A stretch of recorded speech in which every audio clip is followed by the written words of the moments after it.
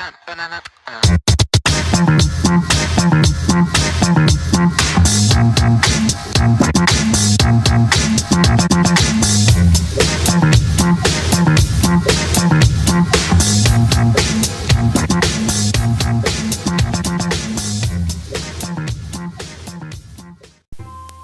tout le monde, salut à tous, on se retrouve aujourd'hui pour cette troisième vidéo sur le confinement. Évidemment à ce moment-là, je reçois une notification pour voir un peu en dehors du taf que j'ai à faire pour le boulot, comment j'occupe ma journée avec des petits côtés un peu ludiques en lien avec ma passion.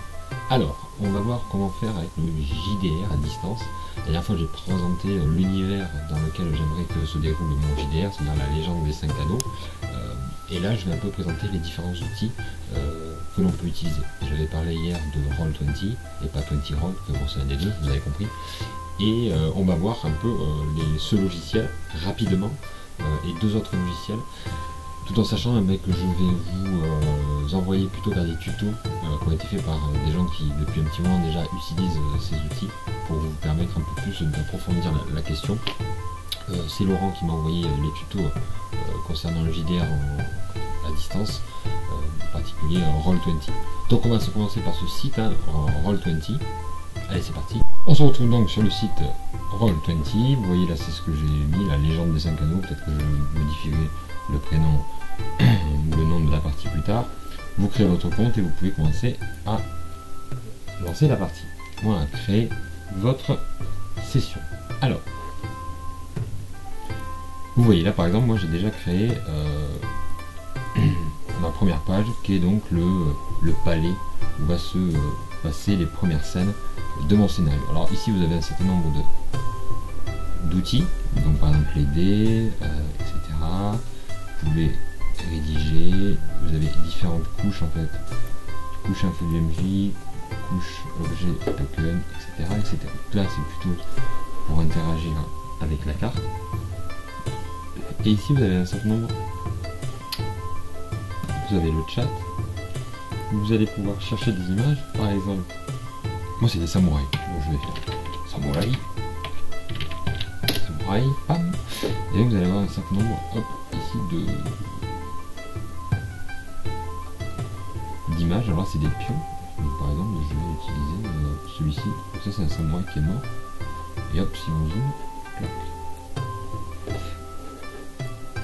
Et bien on va le retrouver, alors ici il faut que je fasse ça, hop, et on le zoom, et vous voyez il y a quand même une bonne qualité d'image, plus ou moins. Alors après en fonction on zoomera pour qu'on soit plus ou moins. Si j'avais déjà mis des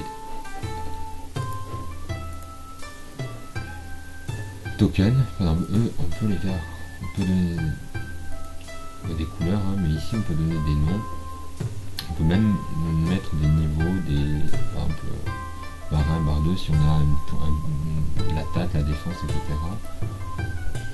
On a quand même pas mal d'informations, sachant que je peux le cacher aussi des autres joueurs. Par exemple, je peux hop le mettre sur la couche du MJ, ça veut dire qu'il n'apparaîtra pas pour les autres joueurs. Et à ce moment-là, par exemple, et à tout moment, je peux l'éditer, là, ou ici, couche info MJ, avancer.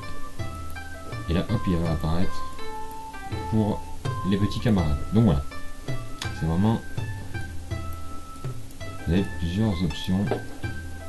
Et là, par exemple, pareil, je peux le bouger, etc., etc., etc. Sélectionner, déplacer, etc. Bon. Ensuite, on a, donc là, ici, on peut mettre de la musique. Il y a des ambiances, j'ai commencé à en trouver quelques-unes. Voilà un peu la base. Si vous voulez créer d'autres pages, il suffit de faire ici et d'aller créer d'autres pages ici. Donc voilà, ça c'est vraiment la base. C'est juste pour vous montrer un peu plutôt comment ça fonctionne.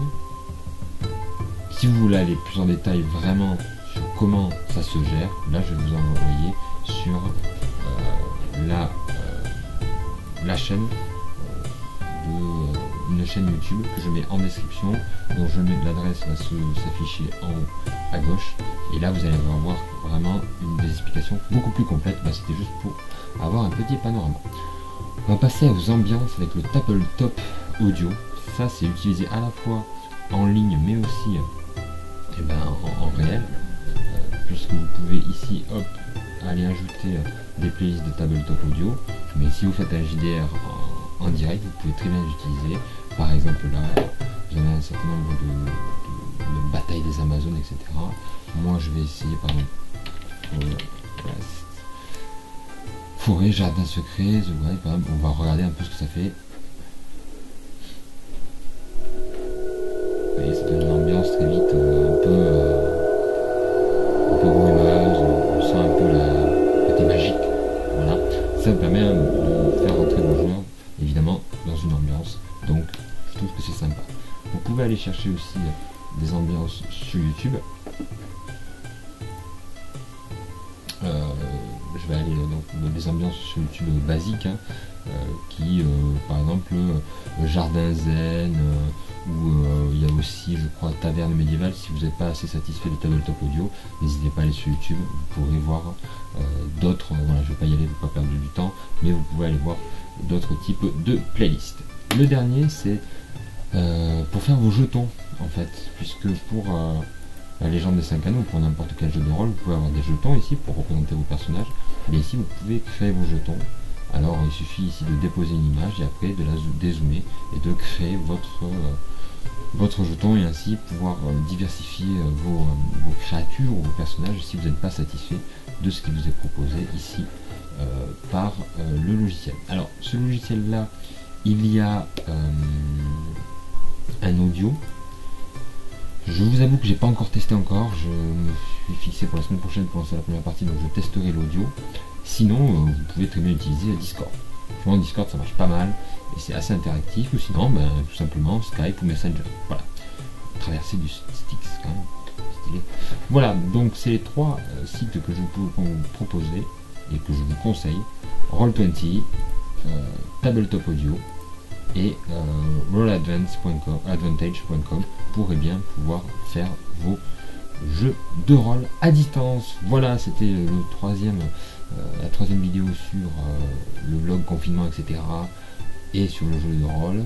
J'espère que ça vous plaît, que ça vous sert. N'hésitez pas à me dire dans les commentaires si vous avez aussi lancé des parties. Normalement moi je vais masteriser et je vais jouer, donc ça me permettra d'avoir une double expérience sur ces interfaces, et je vous donnerai mon avis certainement dans un prochain blog. Voilà, je vous dis comme d'habitude, bon courage et portez-vous bien.